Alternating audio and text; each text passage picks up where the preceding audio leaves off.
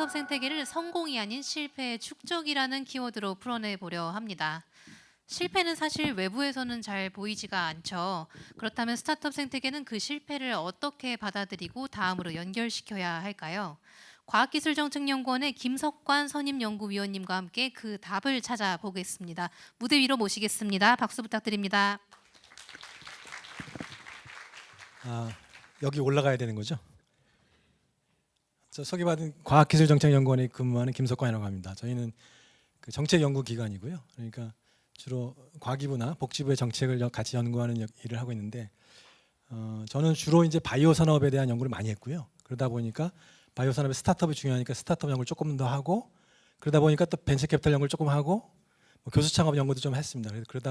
그러다가 이제 신라젠 사례에 대해서 하나 논문을 썼는데 그게 좀 많이 읽혀가지고 오늘 초청받게 됐습니다. 그래서 신라젠 사례를 필두로 해서 실패에 대해 얘기해달라 이렇게 주문을 받았는데, 원래 제가 이제 하는 연구는 이제 제도 연구입니다. 제도와 혁신의 사이의 관계인데요. 그래서 제목은 이렇게 되어 있는데 내용은 제도에 대한 내용이 될 것 같습니다. 그래서 내일 오전에 아마 바이오 세션이 있는 걸 알고 있는데요. 그거를 위한 밑자락 이렇게 이해하셔도 좋을 것 같습니다.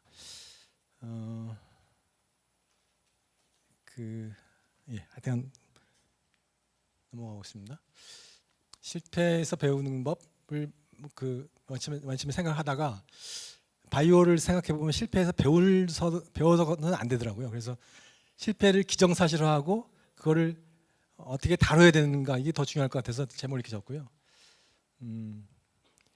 아까 그 발표자께서 글씨가 많다고 그러셨는데 좀 양해를 부탁드립니다. 예. 하여간 실패 요인에 대한 사회과학자들의 연구는 되게 많습니다. 그래서 그 되게 겹치는 것들이 많고요. 사회과학자들의 연구는 이걸 어떻게 분류할 것이냐, 이 정도라고 볼 수가 있겠습니다. 두 가지가 부족한데요. 하나는 이제 기업 요인에 너무 집중하다 보니까 이게 산업 요인이나 국가 요인이 있는데 그걸 되게 이제 간과하는 경향이 많습니다. 그리고 또 한 가지는 실패를 어떻게 축적하고 적용할 것인가, 이거에 대해서 답이 별로 없습니다. 그러니까 대기업 같은 경우는 뭐 어떤 프로젝트 하다가 잘못되면 그거를 레코드로 남길 수 있죠. 그래서 이제 다시 그걸 실패를 안 하기 위해서 배울 수 있잖아요. 근데 스타트업은 실패하면 대체로 조직이 없어져 버리기 때문에 누적되지가 않죠. 그래서 이거를 빌미로 해서 저희가 이제 연구비를 땁니다. 저희한테 주시면 저희가 실패를 잘 축적시키겠습니다 이렇게 하는데, 실은 걱정하지 않으셔도 될 게 실패를 잘 축적하는 곳이 있습니다. 바로 VC죠. 예. 여기 VC가 제일 많으시다고 제가 들었는데, VC는 수백 개 기업의 성공과 실패 과정을 지켜본 증인들이죠. 그리고 엑셀러레이터도 마찬가지고요. 그래서 여기 보시면 김범수 파트너님 아주 유명한 좋은 얘기 하셨는데, VC는 패턴 인식 비즈니스다. 그러니까 이런 패턴을 보이는 창업자는 성공하겠다는 게 필이 온다는 거죠. 비슷한 얘기를 우리 블루포인트 파트너스 이용관 대표도 하셨습니다. 어떤 이벤트에 있어서 창업자가 보이는 행태를 보고 불길한 예감을 가질 수 있다는 거죠. 그래서 그만큼 성공과 실패에 대한 지식이 누적되어 있기 때문에 사실 창업하는 사람이 실패 요인에 대한 논문을 먼저 읽지는 않을 거 아니에요, 그죠? 그러니까 걱정하지 않으셔도 된다는 생각이 들고요. 여기서 갑자기 뛰는 것 같은데. 그래서 하여튼 그 VC가 굉장히 실패와 관련해서 중요한 역할을 할 수 있다는 건데요. 근데 이제 보시면 한국의 VC들은 밸류업 활동을 많이 안 하는 걸로 나타납니다. 우리가 매년 하는 벤처 기업 장밀 실태 조사를 보시면 한 70%는 경영에 대해서 VC의 조언을 전혀 받은 가 없다 이렇게 나오고 있거든요. 그러니까 이런 투자 전략이 있다고 하더라고요. 스프레이 앤 프레이. 그래서 많은 VC가 아직 여기에 머물고 있다고 생각이 들고요. 그런데 이제 하버드 대학의 곰포스 교수가 쓴 논문을 보면 미국 같은 경우는 60% 이상의 VC가 매주 1회 이상 포트폴리오 기업들을 만난다는 거죠. 보시면 그 밑에 매월 2회, 3회까지 합치면 86%가 거의 매주 포트폴리오 기업을 만난다고 볼 수가 있습니다. 이렇게 되는 이유는 근데 그 중에서 제도적 문제는 위법 행위가 포함된 스캔들에서 잘 나타납니다. 그러니까 제가 이제 실패라고 안 하고 스캔이라고 할 때 정의하는, 일단 실패하고 거기에 불법이 끼고 그다음에 사회적 이슈가 된 것 이렇게 정의를 했는데요. 보통 우리가 배드블러드 이거 여러분 잘 아시겠습니다만 테라노스 사태인데요. 일단 작심하고 사기친 거기 때문에 이런 경우는 별 수 없지 않느냐. 창업자에게 다 블레임이 가는 거 아니냐라고 생각하는데 의외로 이 책을 쓴 저자 얘기는 제도적인 요인, 문화적 요인들이 많이 깔려 있었다라는 걸 지적합니다. 예를 들어서 성공할 때까지 가짜를 만들어라. 뭐 이런 격언이 넘쳤다는 거고요. 그다음에 테라노스 이사회와 연방 규제 당국의 불충분한 감독. 그러니까 이사회가 다 비전문가들도 들어가 있죠. 그러니까 정치적 건물 이런 사람들이. 그래서 그렇다는 거고요. 그다음에 복수결권제도 때문에 99%의 의결권을 보유했다는 겁니다. 사실 우리나라도 이걸 도입을 했는데 잘 안 맞는 우리나라한테 잘 안 맞는 제도입니다. 사실. 그래서 그다음에 이제 클리어 제도라고 해서 진단 검사실에 대해서 FDA가 자율성을 허락하는 제도가 있거든요. 그걸 이제 10분 활용한 거죠. 그러니까 이런 것들을 제도적 빈틈이 있었다는 겁니다. 그래서 한국에는 거기에 비할 때 사례가 신라젠인데요. 여러분 혹시 뭐 투자해 보신 분 계십니까 여기? 굉장히 큰 스캔들이었습니다만 실제로는 돈을 버신 분들 꽤 많을 겁니다. 여기에 딱 팔으셨을 때, 여기 피크에 올라왔을 때 아마 경남에 계신 분들 많을 그럴 것 같은데 항암 바이러스 치료제라고 하는 그 영역에서 미국의 제네렉스사를 인수해서 임상 3상을 추진하는 그런 아주 이례적인 케이스입니다. 여러분 바이오 산업을 아시면 익숙하시겠습니다만 우리나라 바이오텍들은 다 3상을 안 합니다. 1상이나 2상 중간 하다가 라이선스 아웃하는 게 전형적인 패스죠. 그렇게 해서 이제 글로벌 기업이 되는 기업들이 많기 때문에 우리도 그렇게 하고 지금은 그렇게 할 수밖에 없는 여건입니다. 기회가 된다면 그렇게 1상, 2상 끝난 물질을 찾는 빅파마들이 굉장히 많다는 게 이제 우리 기회 조건이 되는 거죠. 그런데 이제 뜻밖의 이 기업은 3상에 들어갈 물질을 가진 기업을 인수했어요. 같이 일하던 기업이었는데 비밀은 2상에서 한번 실패를 한 물질이었습니다. 이게. 그래서 가격을 되게 싸게 한 300억 주고 사온 겁니다. 실질적으로. 그래서 임상을 추진했는데 중간에 이제 실패했죠. 2019년 8월에. 그래서 바로 이제 그 주가가 곤두박질 치면서 떨어졌는데요. 이때 주가가 코스닥 시총 2위까지 올라갔었습니다. 그런데 거의 리포트가 안 나왔어요. 저기 애널리스트 리포트가 안 나왔죠. 그래서 뭐 이런 것 참고를 하시고요. 이 파일은 다 배포해드리겠습니다. 이미 제 블로그에 올라가 있습니다. 그래서 그러니까 아이디어는 하여간 코로나 때 코로나를 심하게 알아듣던 어떤 암 환자가 코로나를 낫고 나는데 암도 치료된 사례가 있어요. 이런 사례가 아주 옛날부터 있었거든요. 그러니까 바이러스에 감염됐다가 암이 난 사례가 있었는데 종종 있었다는 거죠. 그래서 과학자들이 아직 기전을 정확하게는 못 찾는데 추측하기로는 바이러스가 암세포까지 감염시켰거나 아니면 바이러스 때문에 우리의 면역체계가 확 살아나서 암을 이겼다 뭐 이렇게 볼 수 있는데요. 그걸 이용하는 이제 그 신약이 되겠습니다. 근데 보시면은 제네렉스가 이 새로운 개념의 치료제 경쟁에서 굉장히 앞서 있었어요. 1위 기업이었고 잘했었는데 하여간 이상 시험에서 실패하고 포기한 거죠. 특이한 점이 몇 가지 있었습니다. 일단 VC 투자가 없었고 지역의 부호들한테 돈을 받았습니다. 경남에 그렇게 부자들이 많은지 몰랐어요. 하여간 되게 많이 받았고요. 그 다음에 지분 구조가 취약했고 대주주가 자주 바뀌었습니다. 그 다음에 제일 중요한 게 벤처 캐피탈 투자가 없었습니다. 벤처 캐피탈 투자가 있었으면 그 견제를 할 수 있었을 텐데 이사회를 통해서 그게 없었다는 거죠. 그리고 BW 발행을 통해서 우리 손은상 대표가 들어오면서 이걸 때문에 이제 배임으로 이렇게 감옥에 가게 되는데요. 자기 돈 하나도 안 들이고 대주주가 됩니다. 근데 문제는 이게 감옥에 가셨는데 주가 조작으로 감옥에 가지는 않았어요. 그건 밝혀내지 못한 거죠. 그러니까 배임 요 사건 때문에 요거 때문에 간 거죠. 정리해 보면 다 뛰어넘어서 임상 3상을 추진할 수 없는 기업인데 여기 보면 되는군요. 밑에 예, 임상 3상을 시도할 수 없는 조건의 기업인데 추진했다고 그러는 게 다 이런 것들입니다. 하나같이 우호적인 조건이 아니었던 거죠. 그리고 경영 불안도 있고 경영진의 위법행위도 있었다는 겁니다. 그렇지만 산업적 요인과 국가적 요인도 있다는 겁니다. 산업적 요인 특히 객관적으로 봤을 때 신라젠이 그걸 가지고 삼상을 할 수 있는 게 전혀 말이 안 되는 결정이었느냐? 그건 아니었다는 거예요. 그러니까 신약이라고 하는 게 워낙 불확실성이 커서 엎어졌다가 다시 살아난 약이 되게 많고요. 그다음에 항암제는 기대 여명을 몇 달만 늘려줘도 허가가 됩니다. 그러니까 임상시험을 잘 디자인하면 이거 될 수도 있겠다라고 하는 게 희망이 있었다는 거죠. 그다음에 이제 중요한 거가 바이오텍과 자본시장 문제인데요. 이 바이오텍은 한 10년 이상 적자 상태로 유지됩니다. 그러면은 투자자가 판단할 수 유일한 근거는 임상시험의 진행 속도거든요. 진행 정도거든요. 근데 임상시험 진행 정도를 발표를 하더라도 전문가들도 해석이 엇갈려요. 이게 잘 됐다는 건지 못 됐다는 건지. 그리고 미국일수록 이걸 피해가기 위해서 소송을 피해가기 위해서 판단을 안 합니다. 발표할 때. 몇 명한테 넣어서 몇 명 살고 몇 명 죽었으면 끝.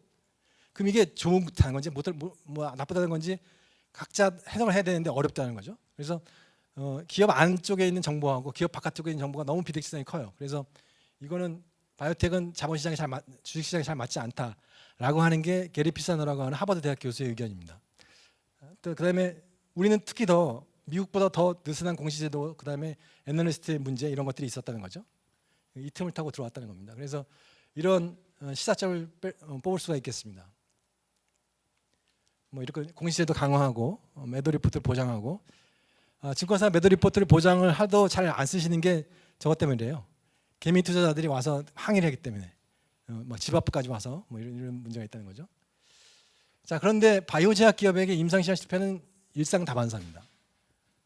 이 그래프도 우리가 잘 아는 기업의 그래프인데요. 실패한 거죠. 아주 유명하신 교수님, 인품도 좋으시고 훌륭하신 분이 창업한 회사인데 이렇게 됐습니다. 그러니까 아주 선의로 기업을 운영해도 이렇게 될 수가 있는 것이 바이오라는 거죠. 물론 잘 되었을 때는 생명을 살리는 기적이 됩니다. 에밀리 화이트헤드라고 하는 굉장히 유명한 사례인데요. 5살 때 백혈병에 걸려서 백혈병에 걸리면 이제 약을 먹든가 골수 이식을 받든가 해서 90%는 살아납니다. 근데 10% 정도가 죽게 되는데 그 케이스에 해당했어요. 그래서 마지막에 이제 죽을 날을 앞두고 호스피스로 가라는 얘기를 들은 다음에 찾아간 데가 칼 준이라고 CAR-T라고 하는 그 면역세포 치료제를 처음 개발한 임상시험한 그 교수한테 간 거죠. 그래서 소아암 환자로서 처음 임상시험했는데 놀랍게도 완치가 돼버렸어요. 그래서 이거 발표할 때 다 기립박수를 받았다고 하는데 그런 것이 나타날 수 있다는 거죠. 자, 그런데 기적은 드물게 일어나고 9%밖에 안 됩니다. 성공률이. 자, 그러면 여러분들한테 돈이 많으시면 9%의 성공률을 가진 프로젝트에 투자하시겠습니까? 저라면 안 할 것 같아요. 그러면 우리 에밀리 화이트 같은 아이들은 기회를 놓치겠죠. 그래서 이렇게 실패가 구조적이라고 한다면 실패를 어떻게 잘 다룰 것이냐가 더 중요하다는 겁니다. 같은 질문인데요. 그래서 바이오 산업의 역사는 이런 겁니다.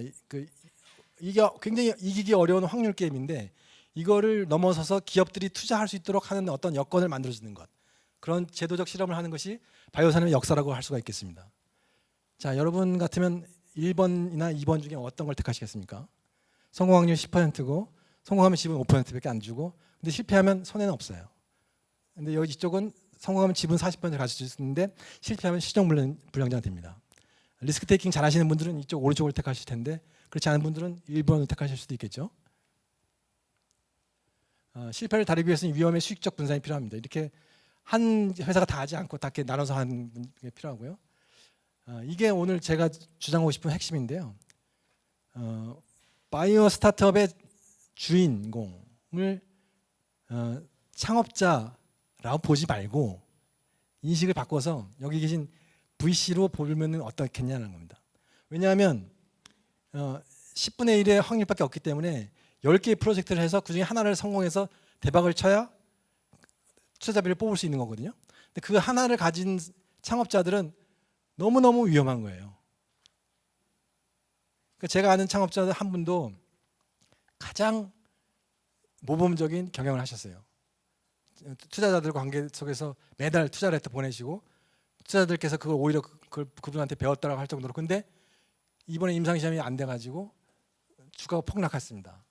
근데 그거를 싱글 어셋을 가진 창업자에게 그 위험을 다 지게 한다 쉽지 않다는 거죠. 그래서 VC가 중요한 역할을 하는 것이 좋다는 거고요. 이런 이건 이제 VC와 함께 일하는 EIR, 그러니까 초빙기업가인데 이런 경력을 가진 사람들이 많이 필요하다는 겁니다. 그 다음에 벤처 캐피탈리스트가 역할을 하면 성공률이 올라간다는 건데요. 이거는 이제 곰퍼스 같은 하버드 교수가 미국의 파트너가 된 벤처 캐피탈리스트를 거의 전수조사해서 그 중에 창업하고 성공한 다음에 벤처 캐피탈리스트가 된 사람을 하고, 그 다음에 창업 안 하고 그냥 벤처 캐피탈리스트가 된 사람, 그다음에 창업하고 실패한 다음에 벤처 캐피탈리스트가 된 사람의 성공률을 구해봤어요. 그랬더니 이게 깔끔하게 이렇게 줄이 섰습니다. 그러니까 성공한 창업자로서 벤처 캐피탈이 된 사람은 29.8% 성공률, 실패한 사람 19%. 그러니까 그냥 벤처 캐피탈리스트 된 사람보다 더 못한 거죠. 그래서 결론이 딜 퀄리티 좋았지만 투자 후 밸류 활동이 굉장히 중요했다. 그러니까 벤처 캐피탈리스트가 어떻게 개입하냐에 따라서 기업의 성공 확률이 올라갈 수 있다는 겁니다. 그러니까 개별 기업의 성공과 실패는 업앤다운이 있겠지만 생태계 전반으로 보면은 벤처 캐피탈리스트들이 개입하는 것이 성공률을 높일 수가 있다는 거죠. 그래서 이런 이사회 중심 경영을 하는 것이 어떻겠느냐라는 거 제안을 하고 싶습니다. 그래서 보통의 전형적인 이사회가 5명으로 구성되면 미국은 경영진이 내부 이사가 1명 들어오고요. 3명이 VC 이사고 한 명은 독립사회 이사가 들어옵니다. 그러니까 4명이 다 외부 이사가 되는 거죠. 그러면 굉장히 객관적인 그 경영을 할 수가 있고, 특히 뭘 잘할 수 있냐면 M&A하고 폐업을 빨리 할 수가 있습니다. 창업자 주도가 하게 되면 이게 폐업을 잘 못하죠. 그다음에 실패도 돈이 있어야 한다는데요. 이게 폐업 절차입니다. 우리나라의 폐업 절차인데 빨간색 박스가 돈이 들어간 곳입니다. 근데 이게 없으면 폐업을 못하는 거죠. 좀비로 계속 있거나 아니면 특히 이제 임금 체불이 되면 이게 형사 고발이 들어가서 감옥에 가게 되는 거죠. 자, 여기에 대해서 이제 한킴 알토스 벤처스가 한 회사 정리하는데 20억인가 주어서 굉장히 미담이 됐던 적이 있었습니다. 그러니까 그런 것이 가능한 이유는 VC가 대주주가 될 수도 있는, 그러니까 주주 자본주의가 작동했기 때문인 거죠. 그죠? 그래서 그리고 마지막으로 교수 창업은 우리나라는 이제 지금 놀랍게도 한 해 교수 창업이 우리나라는 한 400건까지 올라왔습니다. 미국은 한 1000건쯤 됩니다. 미국이 많죠. 그런데 연구비로 노멀라이즈 하면 한국이 미국의 4배입니다. 4배. 그 이유가 뭐냐면 휴겸직을 허용하거든요. 미국은 겸직을 허용하지 않습니다. 그러니까 C레벨의 상임직을 허용하지 않고요. 허용하더라도 일주일에 하루만 활동할 수 있도록 허락합니다. 보통은 파운더라는 직함을 가지고 어드바이저 역할을 하고 3%나 5%의 소수 지분만 가집니다. 그럼 그게 무슨 창업이냐 그러고 사실상의 기술 이전에 가깝죠. 그러니까 VC가 기술을 가져가서 창업을 하고 거기에 대학 교수는 소수 지분만 가지고 이제 이전하는 거죠. 근데 이제 이렇게 되면은 무한대로 교수들이 창업할 수가 있습니다. VC 주도 모델 같은 경우는. 근데 우리나라는 창업자 주도 모델밖에 없습니다. 그래서 연쇄 창업도 힘들고 한 학과에서 40명 교수가 있으면 그 중에서 5명만 겸직을 하더라도 강의에 굉장히 타격이 가는 거죠. 그래서 확대하기 어렵습니다.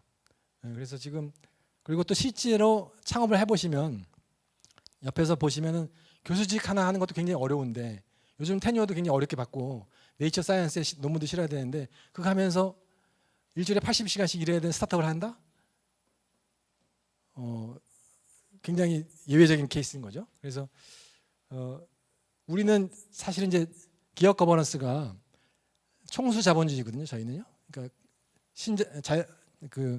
주주 자본주의가 아니고 그래서 창업하면 창업자가 대주주가 되는 걸 당연스럽게 생각했습니다. 그래서 이 모델밖에 없는 줄 알았어요. 왼쪽 모델밖에. 그랬더니 미국은 다 오른쪽 모델인 거예요. 이렇게 되면 창업하기가 너무 쉽죠. 교수들이. 근데 이제 언론에서는 잘못 보도를 해가서 미국은 창업이 이렇게 많아요. 끝. 하기 때문에 그럼 상상하기를 이런 대주주가 되는 창업이 많구나 이렇게 생각할 수 있다는 거죠.